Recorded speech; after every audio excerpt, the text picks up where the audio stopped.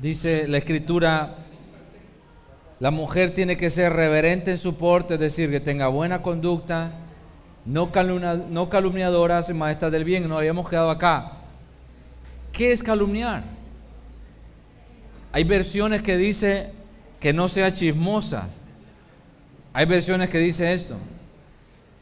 Porque se ve en el hombre, pero es más común que una mujer hable de otras personas con otras mujeres o con otras personas. O sea, siguiendo la línea que estaba hablando, al parecer, hermanos, a la mujer le resulta como un poco más fácil darse a hablar. Y la mujer, lo que ella mire, lo que piensa, lo dice. El hombre a veces se lo reserva, pero la mujer es así. Por lo tanto, la mujer dice, viste aquella vos, la vistes, y viste esa hermana. Y es más dada a murmurar. De hecho, si usted recuerda ya en el Antiguo Testamento, había una mujer a la que Dios la hizo leprosa. ¿Quién era? Porque se puso a hablar a espaldas de Moisés con su hermano. Y Dios le escuchó. Y desde allá hasta acá, a Dios no le gusta la murmuración, no le gusta la calumnia o el chisme que tiene que ver con la lengua. Y el Espíritu Santo dice que no sea calumniadora. Una mujer adulta, a una mujer de mayor edad, una mujer de experiencia en iglesia, se le mira muy mal que esté hablando con otras hermanas de otros hermanos o de otras hermanas o de cosas que no tiene que hablar. Y esto una mujer de Dios debería de saberlo. Por eso Santiago dijo que la lengua era como un pequeño fuego que inflamaba la creación, porque una sola palabra puede hacer mucho daño. Y el Espíritu Santo está diciendo acá que la mujer no sea calumniadora, es decir, que no hable de más. O en otras versiones, repito, dice que no sea chismosa, que no hable lo que no tiene que hablar. Entonces, hermanas, hermanos, para que nosotros le enseñemos a la iglesia, tenemos que enseñarle a la mujer a ser prudente con su boca, a ser prudente con su lengua. Y algo que es muy malo y pasa a veces en la congregación, es que hay hermanas que hablan y se ponen a murmurar, se ponen a hablar o a criticar de algún hermano, alguna hermana, y esto acarrea un problema dentro de la iglesia. Y una mujer adulta no debería de ser así. Una mujer cristiana que va a servir como maestra para otra, que va a ser ejemplo para otra, no debería de ser así. La mujer tiene que ser distinta si se está dejando guiar por Dios. Ahora, dice la Escritura esto, que enseñen en el capítulo 2 de Tito, esa palabra.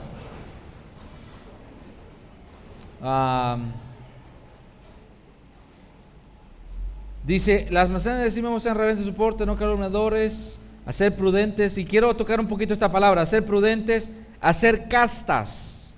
¿Qué significa esto? A ser castas. ¿Qué es castidad? Pureza. Hermanas, literalmente castidad significa carencia de sensualidad, renuncia total al placer sexual o solo al que queda fuera de los principios morales y religiosos. Eso es castidad. Repito, castidad es carencia de sensualidad o renuncia total al placer sexual o solo aquel que queda fuera de los principios morales y religiosos. Y las mujeres más jóvenes necesitan entender de las mujeres con mayor experiencia que la sensualidad que una mujer joven puede despertar le puede acarrear serios problemas. Pero este es un tema que no se toca. Solo la castidad de la mujer cristiana es un tema de iglesia. Y este tema, hermanas, es un tema específico y creo que puede ser bien abordado y debería hacerlo por mujeres de experiencia dentro de la iglesia. Tristemente la ausencia de esta enseñanza, de esta palabra pequeña, aunque usted no lo crea, ha llevado a muchas mujeres cristianas a la infidelidad. Porque en tiempos pasados se entendía que solo el hombre podía ser infiel.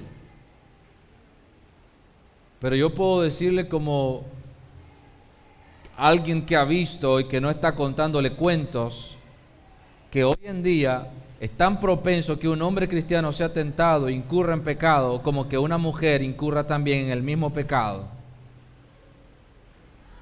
en nuestros tiempos hay tanta sensualidad y hay mujeres cristianas jóvenes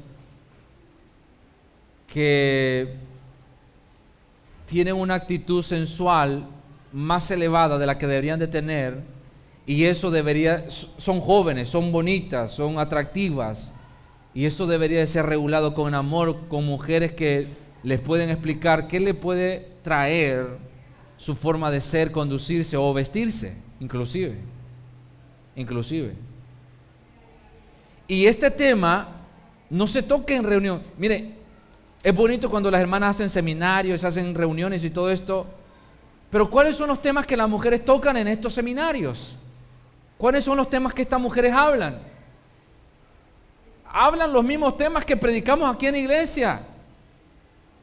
Cómo ser buenos cristianos, cómo adorar a Dios, cómo hacer lo otro, y los temas, la fe, del amor, hablan de lo mismo. Y esos espacios que solo son para mujeres, deberían de ser espacios donde se toquen o se aborden temas que son necesidad de la mujer. De hecho, yo estaba buscando en internet y encontré a una mujer hablando claramente a la mujer acerca de un tema sexual. De hecho, la mujer necesita orientación sexual. Muchas veces esto para el cristiano o para la cristiana, y mayormente si es de mayor edad, o sea que se crió en otras épocas donde eran feos, se miraba raro, mal hablar de la sexualidad, no toca el tema. No toca el tema. Y a veces un hombre en un matrimonio puede incurrir en infidelidad porque la mujer no entiende algunos aspectos sexuales. ¿Y cómo lo va a saber si se lo reserva para ella? ¿Cómo lo va a saber si no hay alguien que pueda enseñarle acerca de eso? Hay mujeres que han incurrido en la infidelidad, en el pecado de la infidelidad, sencillamente porque no entienden lo que es castidad. Y yo creo que cuando las mujeres se reúnen, deberían de abordar temas que son de mujer, tema de mujer, que la mujer necesita. Un tema sería cómo amar a su marido, y amar es una palabra amplia. ¿Cómo amar a su marido? Ese sería un tema de cuando las mujeres se reúnen. No la fe o el amor de Dios o todos esos temas que a veces tocan que son buenos, pero que son temas que se miran en la iglesia. Tocar temas puntuales, específicos, que tengan que ver con la sensualidad, que tengan que ver con la sexualidad. ¿Sabe? Usted va a ver grupos religiosos que tienen temas amplios en cuanto a estas cosas. Y la gente, yo por lo menos busco en internet alguna información y la gente siempre pone su comentario: gracias, ha sido de mucha ayuda, muchas gracias, que Dios les dé más sabiduría, y ponen ahí su comentario y al parecer de mucha ayuda para mucha gente. Y a veces nosotros estamos deficientes en esa área. Hay problemas sexuales que el matrimonio experimenta ahí en su soledad, vienen a la iglesia, están tomados de la mano y se ríen, pero solamente ellos saben los problemas que están viviendo en su casa. Y está pasando eso en nuestras congregaciones. Hay problemas de aspecto sexual en las congregaciones, pero no se toca temas de aspecto sexual. Y el Espíritu Santo le está diciendo que les enseñen a ser castas. Y esta palabra incluye o envuelve muchos aspectos. Envuelve muchos aspectos. Y yo creo que la mujer debería de enseñar esto. Por lo tanto, cuando la mujer tiene un tiempo para reunirse como mujer de Dios, deberían de tocar temas que son específicos de mujer, problemas de mujer. Debería de haber una consulta acerca de cuáles son los temas que las mujeres tienen, los problemas que las mujeres pasan. Hay mujeres que no están satisfechas con el esposo que tienen, aunque es líder, aunque es cristiano. Y puede ser que a veces esto pase porque ella no ha sabido cumplir un rol de mujer, de esposa. O sea, hay tanto que hablar, mis hermanos, que nos faltaría tiempo para poder hablar todo. Dice el Espíritu Santo: cuando la mujer vive de acuerdo a la voluntad de Dios, la palabra de Dios no es blasfemada. No es blasfemada. Es decir, no se habla mal del cristianismo, no se cataloga mal, no se tilda mal el cristianismo. Recibe, a lo contrario, recibe alabanza. La pregunta es: ¿cuánta necesidad, hermano, de esto tenemos hoy en día? Donde para muchos la familia, el hogar y todas las buenas costumbres familiares están en peligro de extinción. Para muchos todo esto está en peligro de extinción. Está pasando lo que pasaba en la época griega. que los padres, mayormente los hombres, cumplían solo una función de papel, era padre, nada más, pero no cumplía ninguna otra función. Y a veces eso pasa. Somos esposos, pero no cumplimos la función de esposo. Son esposas, pero no cumplen su función de esposa. Son hombres o mujeres, pero no cumplen su función porque no hay quien les enseñe. Y yo puedo enseñar como ministro del púlpito, pero voy a enseñar temas generales o temas específicos, pero aunque hable temas específicos, habrá mujeres o hermanos que no están pasando por esas situaciones. Los problemas de ellos son otros. Necesitan ser abordados. Necesitan tener una respuesta a su problema para que se les pueda realmente ayudar. Así que mis hermanas, aquí se hace un llamado a todas aquellas mujeres que quieran hacer la diferencia en sus hogares y guiar a otras mujeres al mismo éxito. Aquí se hace un llamado a las mujeres que quieran ser distintas en sus hogares, que quieran tener éxito ahí y poder guiar a otras mujeres al mismo éxito. Así que dice que sea reverente, no calumniadora, maestra del bien. Y viene otro grupo en la iglesia, los jóvenes. Los jóvenes. Dice, exhorta a sí mismo a los jóvenes a que sean prudentes, presentándote tú en todo como un ejemplo de buenas obras, en la enseñanza mostrando integridad y seriedad, palabra sana y reprochable, de modo que el adversario se avergüence y no tenga nada malo que decir de vosotros. Aquí está tomando otro tema para el joven. En nuestras iglesias también hay una, ¿cómo se dice? Hay una parte, hay una población de jóvenes. La pregunta es, ¿cuánta atención tiene nuestra iglesia con los jóvenes? ¿Cuánta atención? Es decir, los jóvenes dicen que tienen que presentarse al mundo con prudencia. Yo digo que los jóvenes deben de vivir con tanto cuidado como cuando alguien camina, bueno, a lo mejor acá ninguno de nosotros ha tenido esa experiencia, pero caminar sobre una capa de hielo frágil es peligroso, porque el hielo se puede quebrar. Los que han estado en Estados Unidos, han vivido en Estados Unidos, a lo mejor pueden entenderlo.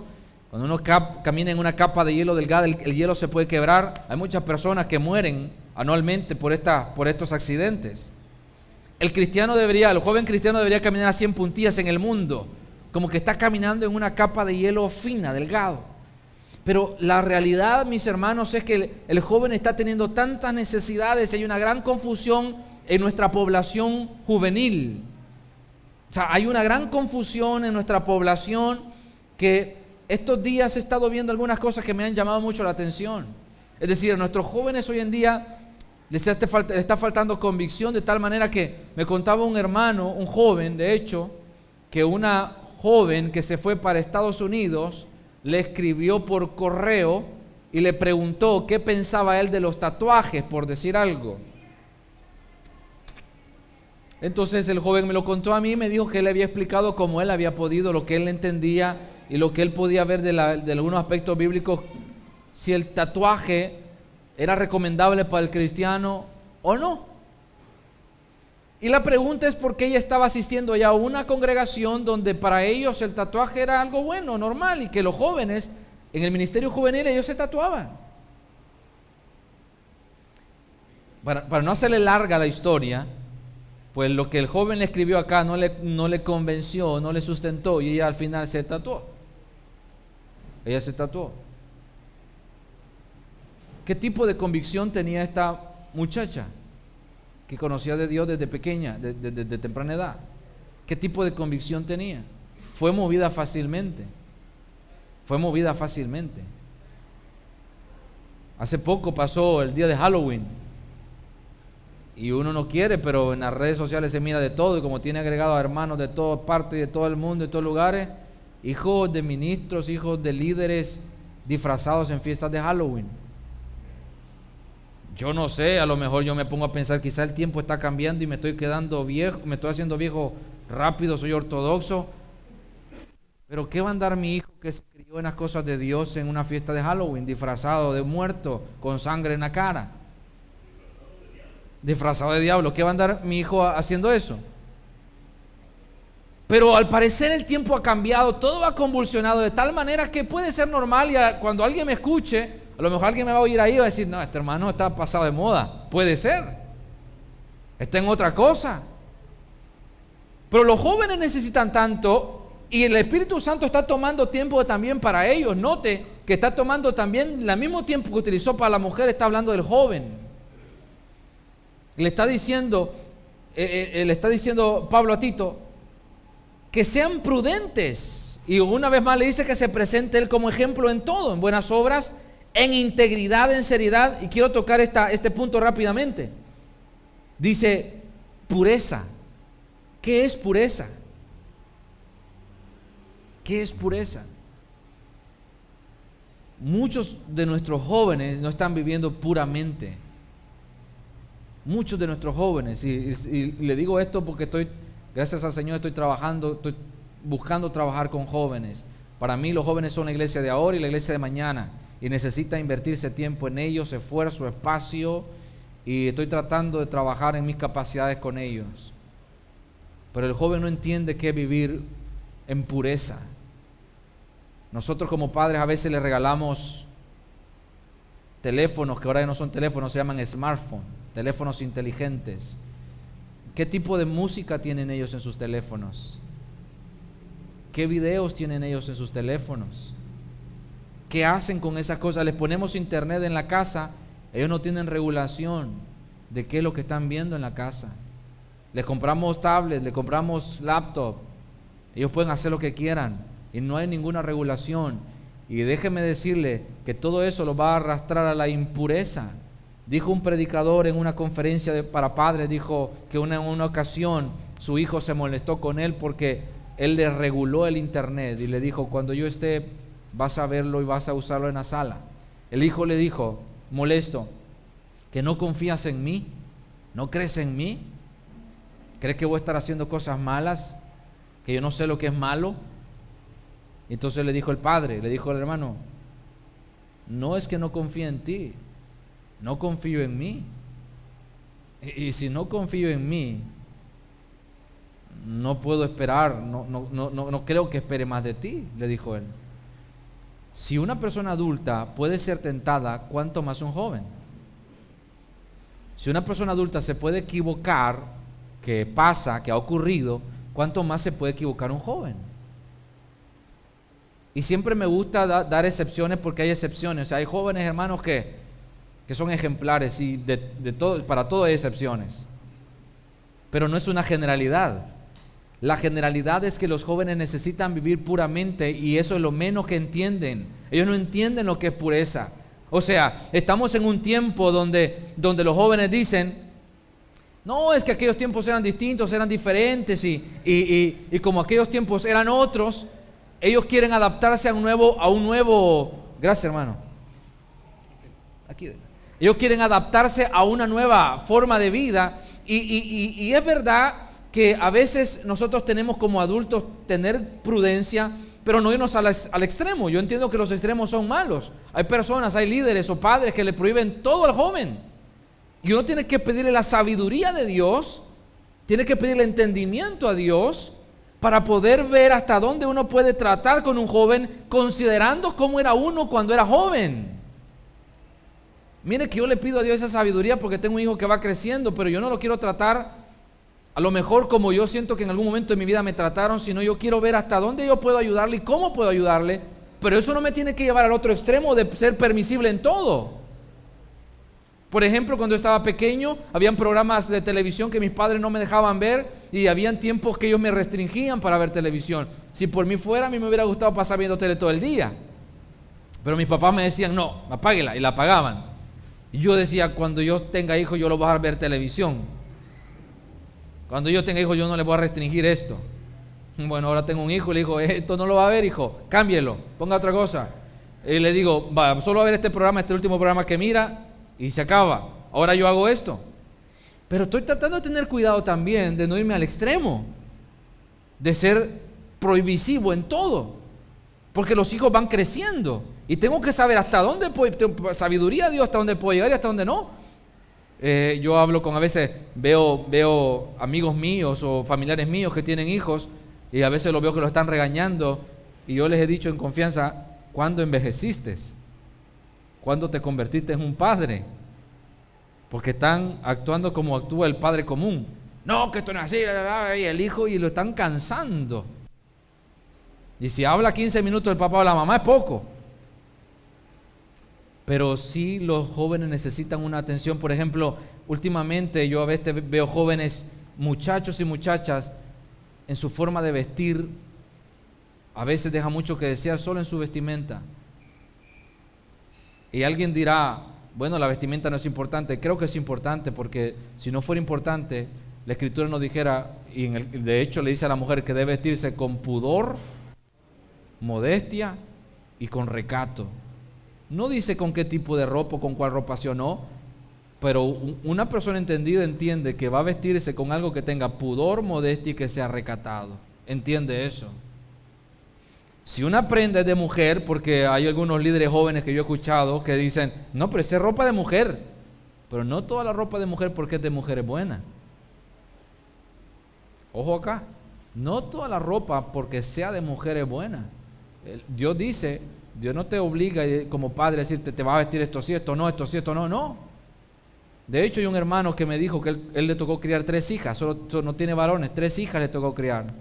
Y cuando ya se empezaron a crecer, obviamente empezaron a ser influenciadas, bombardeadas, colegio, sociedad, televisión, moda, etcétera.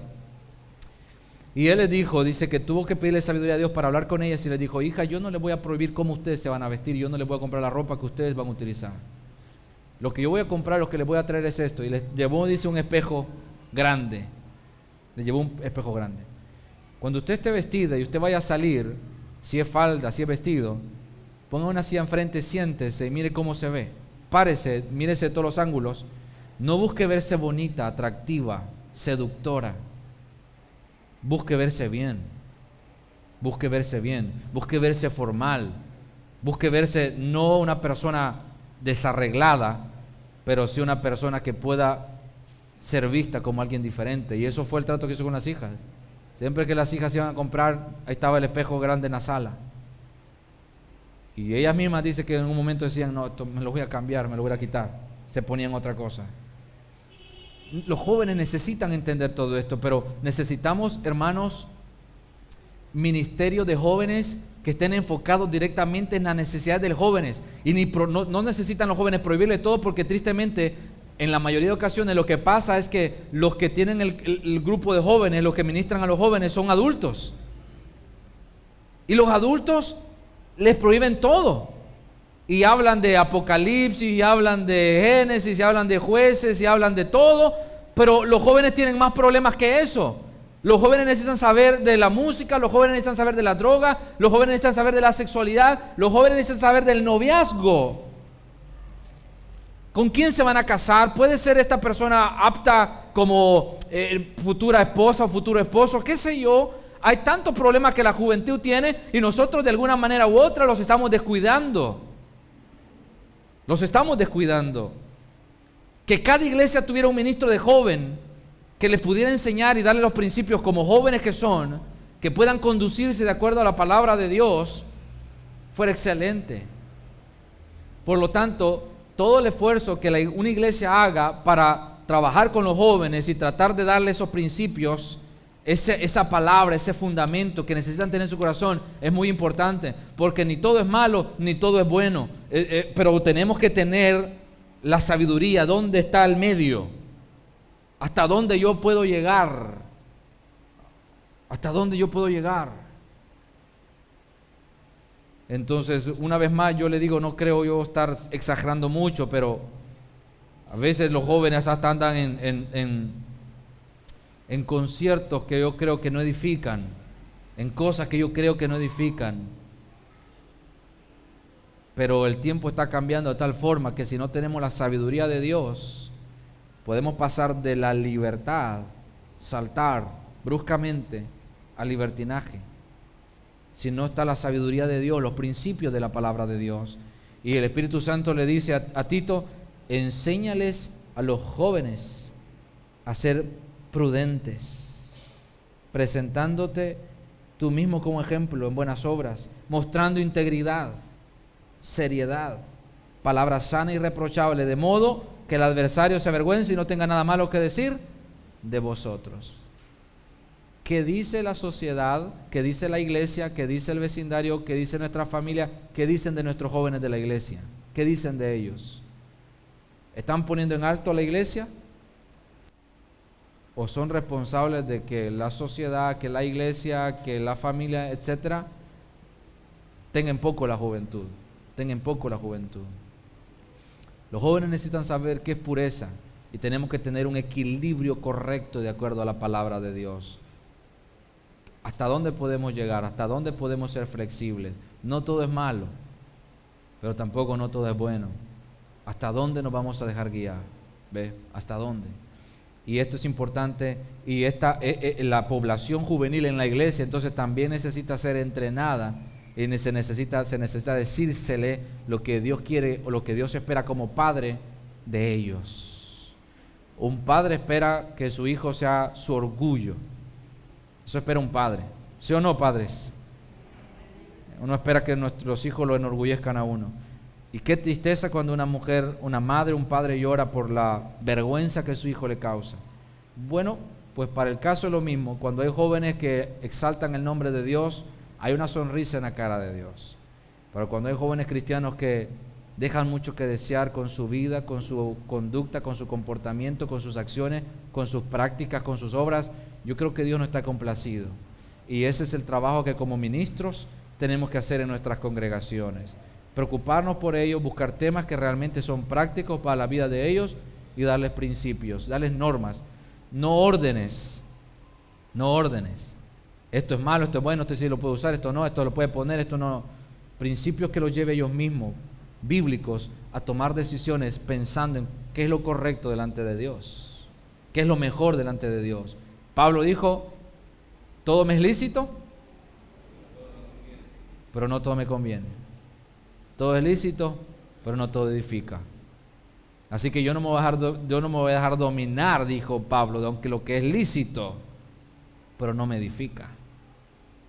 Así que alguien puede decir, no, pero esta canción no habla mal y qué sé yo, ¿te edifica?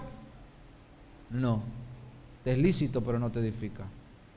Busque lo que le edifica, ese es nuestro trabajo. Dijo el apóstol Pablo, guiado por el Espíritu de Dios, que el que se enreda en la milicia, no se enreda, o el que viene a la milicia hablando de no se enreda con las cosas del mundo, a fin de agradar a aquel que lo tomó por soldado.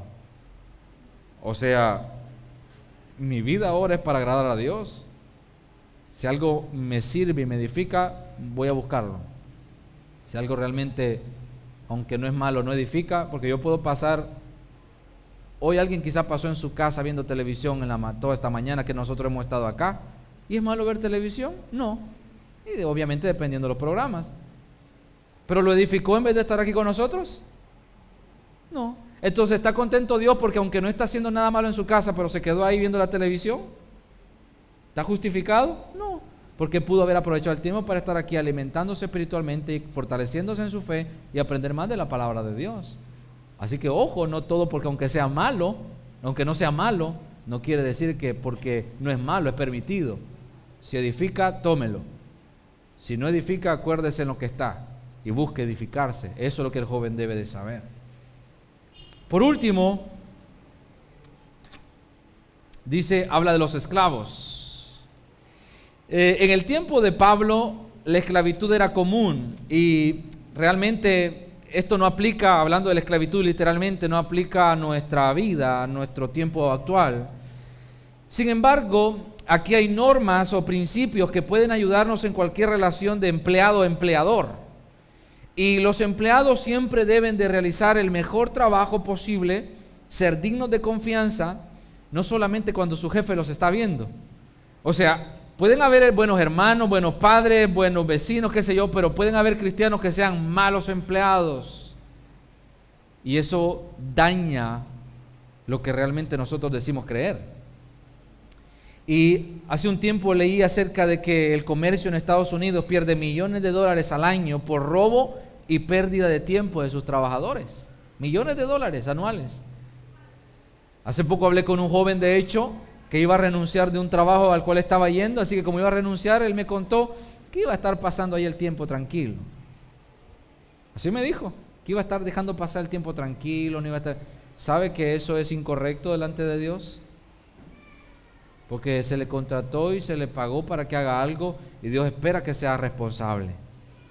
Y el apóstol Pablo dice aquí en el versículo 9, exhorta a los siervos a que se sujeten a sus amos, que agraden en todo, que no sean respondones, no defraudando, sino mostrándose fieles en todo, para que en todo adornen la doctrina de Dios, nuestro Salvador.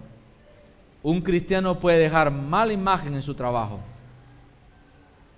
Pueden haber buenos cristianos, pero estos buenos cristianos son malos empleados. Y los empleados cristianos deberían de ser las personas que son dignas de confianza en cualquier lugar. Tristemente, muchos buenos cristianos son malos empleados y tienen mala reputación por ser malos empleados en su trabajo, y eso daña, opaca su cristianismo, aunque no se entienda así por muchos. Pero eso opaca el cristianismo, lo opaca. Si yo tengo un trabajo, una responsabilidad en un lugar, en un empleo, yo voy a hacerlo mejor, no para mi jefe. Puede ser que mi jefe es un explotador, puede ser que mi jefe, como nosotros decimos, es un negrero, es un usurero, porque los hay. Hay gente que se aprovecha tristemente de la necesidad del pobre y lo explota, se sirve de su beneficio, y lo hay. Pero eso no me va a dar mi lugar para decir, bueno, él se aprovecha de mí, cuando yo pueda también me voy a aprovechar. No da lugar a eso si realmente soy un hijo de Dios. Y nuestros hermanos, los miembros de nuestra iglesia, deben de saber eso. El cristiano debe de ser respetado y hay normas. Al parecer, Pablo no va a hablar de algo que no esté pasando. El Espíritu Santo habla cuando hay necesidad. Y aquí había una gran necesidad. Y al parecer, si nosotros leímos el verso 9 y el 10, estaba pasando lo contrario. Los esclavos no se estaban sujetando a sus amos, no los agradaban en todo y eran respondones. Si el jefe le dice al empleado, mire, ¿me puede pasar la escoba aquí, por favor? Aunque no es conserje, ¿qué corona tiene para no pasar la escoba ahí? Pero mire, ese no es mi trabajo. ¿Sabe qué pasa? El jefe dice ya en su mente, desde que el empleado le dice, pero hermano, pero mire jefe, ese no es mi trabajo, eso le toca a fulano. Desde que le dice eso, el jefe está pensando en otra cosa para promover, o en otra persona para promoverlo. ¿Saben que las personas que son promovidas en los empleos son aquellas personas que no se quejan, son las personas que el jefe está viendo, que está dispuesto, que es servicial, que puede contar con él? Esa gente es la que los jefes toman para promoverlos.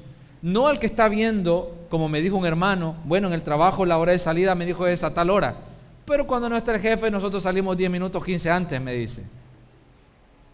¿Usted cree que todos esos rumores no llegan a oídos del jefe? Y mire, para quedar bien con el jefe tiene miles ojos ahí en la empresa.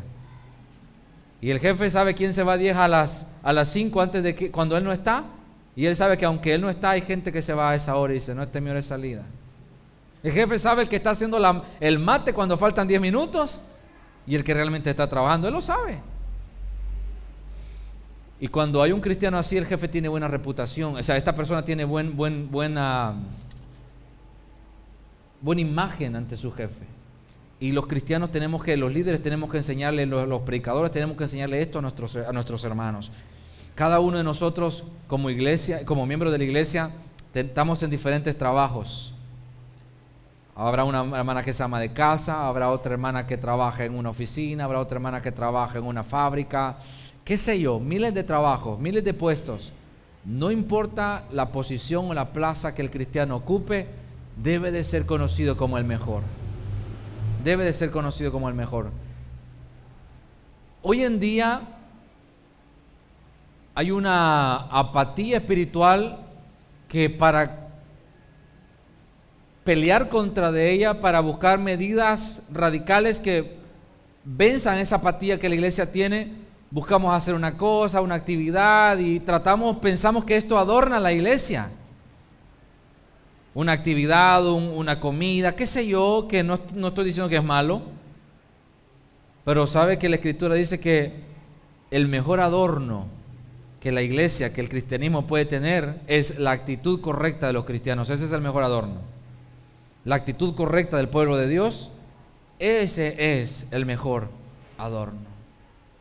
Así que los cristianos tienen que tener buen testimonio, tienen que tener una buena conducta y deben de comportarse según la Escritura dice. Así que aquí hay para todos. Hay para el ministro práctico, cómo el ministro tiene que vivir.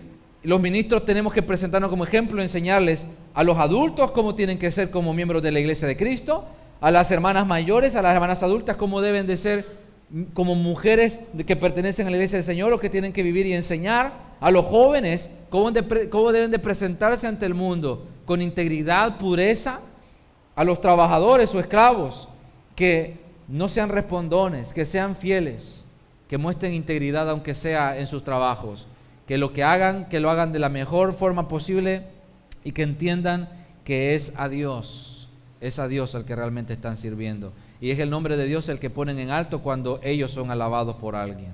Es el nombre de Dios el que se engrandece en ese momento. Ahora, quiero pasar rápidamente, porque nos quedan nomás 10 minutos, para hablar de 2 puntos que voy a tomar 5 para uno y 5 para el otro. Y después usted tiene el material y léalo y estúdielo y ojalá pueda ser de provecho para su vida. Pero ¿cuál debe de ser la conducta del cristiano en su sociedad? No olvidemos que formamos parte de una sociedad. O sea, el cristiano no tiene que ser una persona que se aísla de su sociedad, sino que tiene que ser una parte importante, productiva dentro de esa sociedad.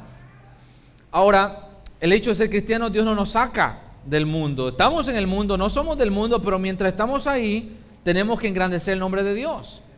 Y tenemos que pensar en la conducta del cristiano en el mundo. Por ejemplo, frecuentemente Pablo y los otros apóstoles les recordaban a los cristianos de cómo ellos tenían que ser primeramente fieles al Señor, pero que también, no menos importante, ellos tenían que aprender a sujetarse a los gobernantes y a los líderes que ellos tenían.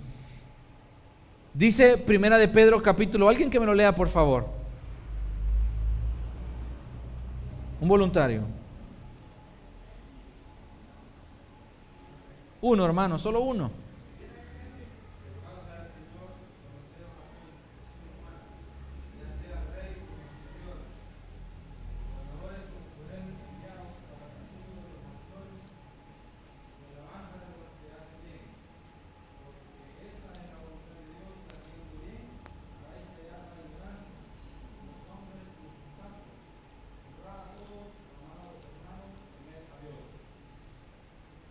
Y termina diciendo, honrad al rey.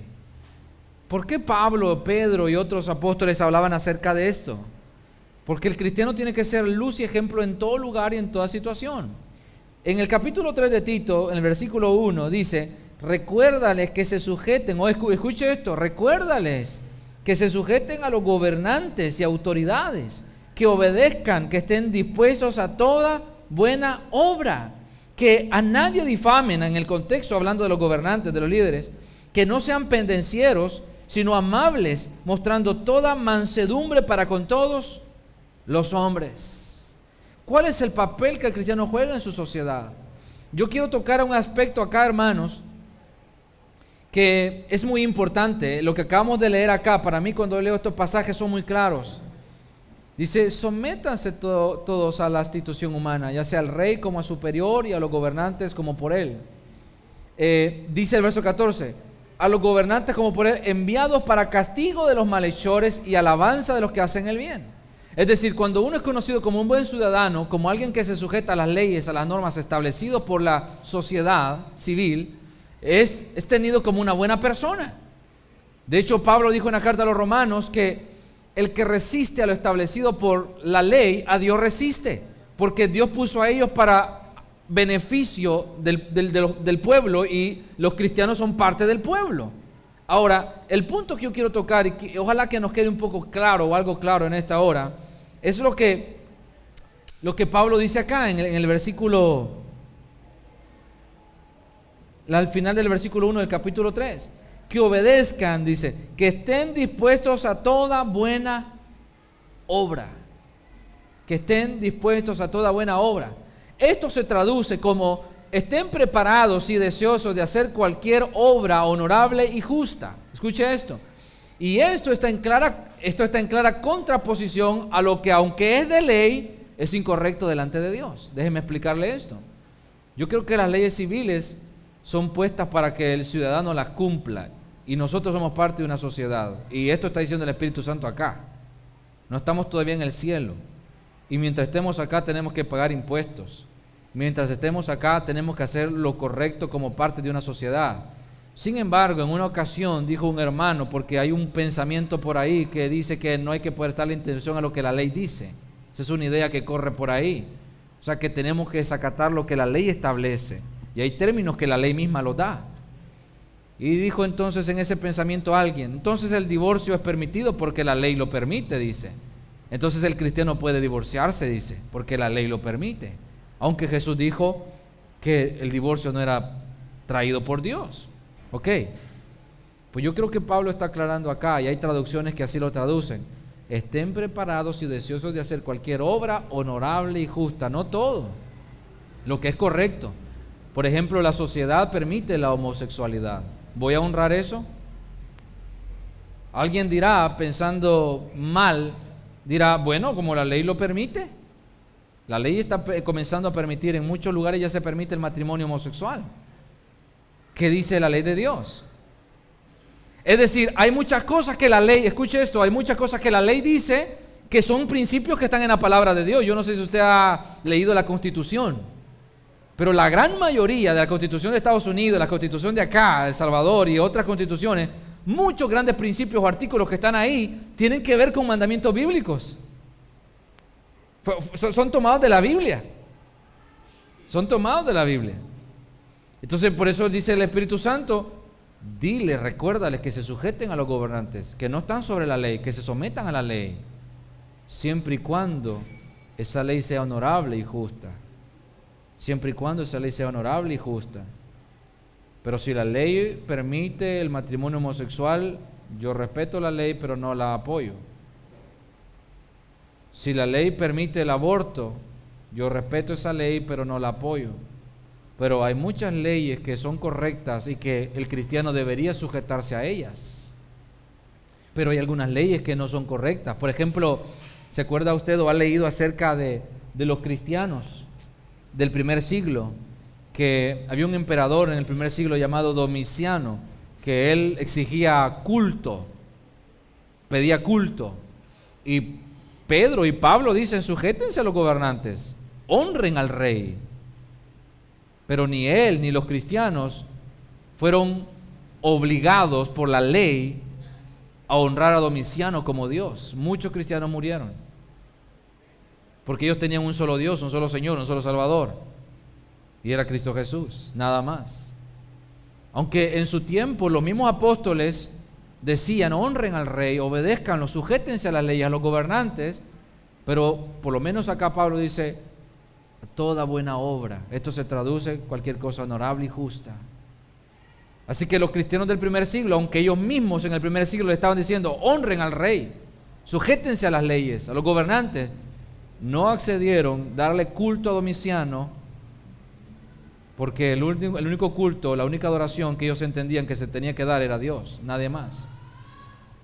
Más atrás podemos revisar en la Biblia que aunque en su momento era contra la ley de que Daniel orara a su Dios, porque se puso un edicto y fue sellado por la ley de Media y Persia, que ni el mismo rey estaba sobre esa ley.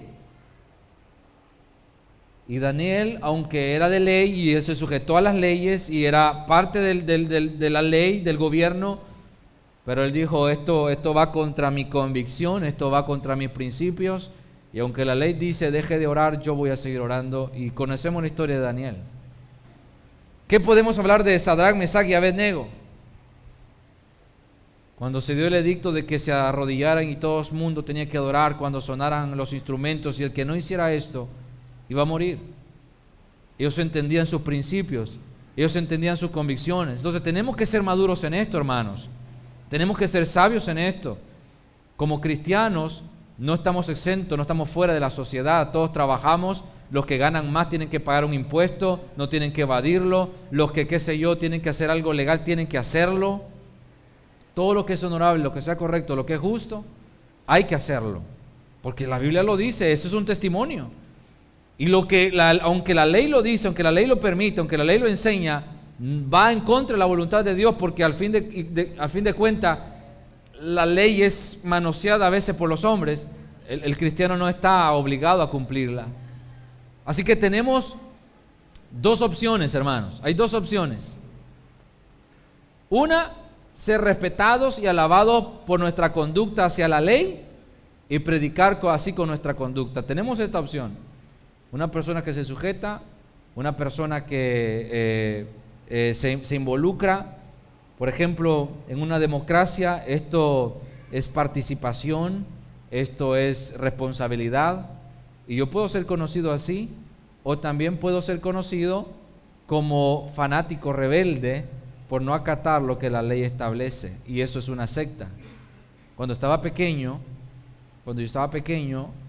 yo obviamente iba a la escuela, y usted sabe que para el 15 de septiembre o para el septiembre se hacen, ¿cómo se llama?, actos alusivos a la independencia y todo lo que tiene que ver con esa cosa.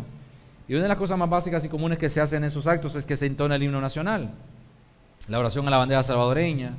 Entonces los maestros dicen, bueno, algunos, pongan su mano en su corazón y vamos a cantar el himno nacional, porque esta tierra en la que nacieron y vamos a entonarlo.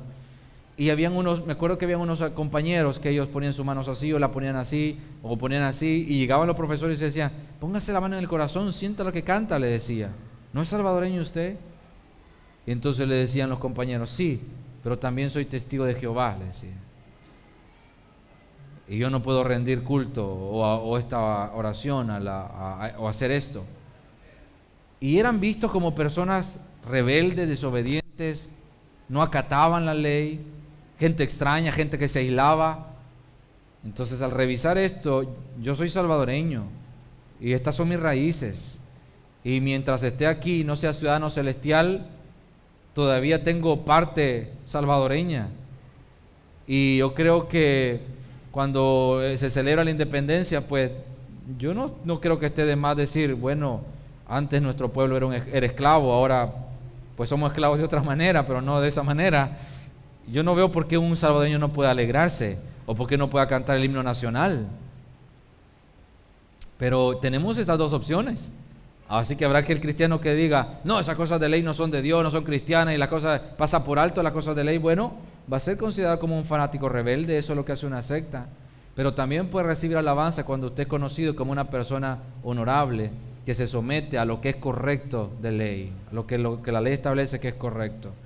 Puede ser una alabanza que usted va a recibir, y predicamos con nuestra conducta. Y lo último, con lo que quiero terminar, es en esto.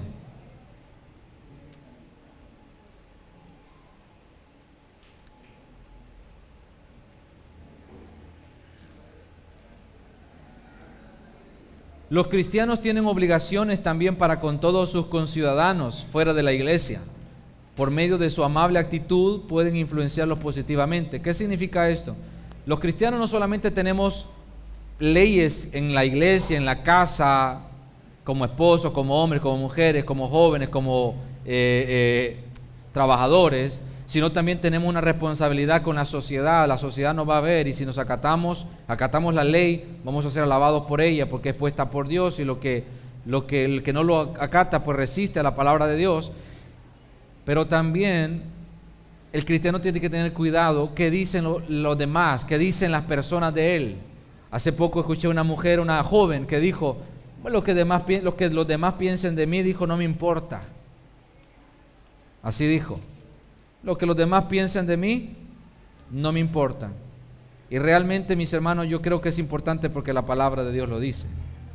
Es importante lo que piensen de nosotros. Dice el Espíritu Santo, que a nadie difamen, que no sean pendencieros, sino amables, mostrando toda mansedumbre para con todos los hombres, dice. Porque nosotros también éramos en otro tiempo insensatos, rebeldes, extraviados, esclavos de concupiscencias y deleites diversos, viviendo en malicia, en envidia, aborrecibles, y aborreciéndonos unos a otros. Pero cuando se manifestó la bondad de Dios nuestro Salvador y su amor para con todos los hombres, nos salvó. Entonces, Pablo está marcando dos etapas en la vida del cristiano. Uno cuando era de una forma y todo el mundo hablaba mal de él. Y está marcando un pero cuando Dios nos salvó. Lo que la sociedad piense de un cristiano, su estilo de vida, su forma de vida, su comportamiento, su forma de conducirse es importante. Porque al fin y al cabo la Escritura dice que somos embajadores en nombre de ¿quién? Cuando la gente lo mira a usted, cuando la gente me mira a mí, ¿a quién tienen que ver? ¿A quién debemos reflejar?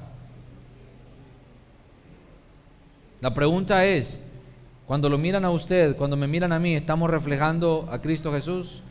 ¿Estamos poniendo en alto su nombre? ¿Estamos viviendo la sana doctrina? Tenemos que pensar en esto. Vivir la sana doctrina no solamente es practicar la liturgia correcta.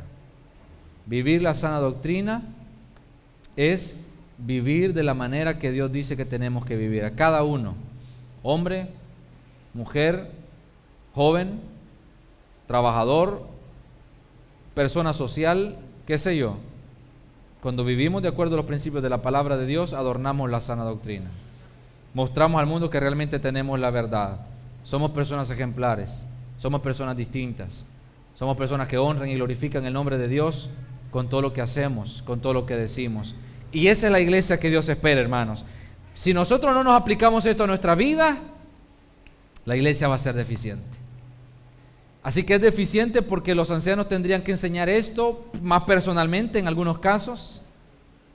Pero si no hay anciano, entonces dice Pablo a los ministros, y yo le digo esto a los que predicamos, a los que tenemos este privilegio: pero tú habla lo que está de acuerdo con la sana doctrina.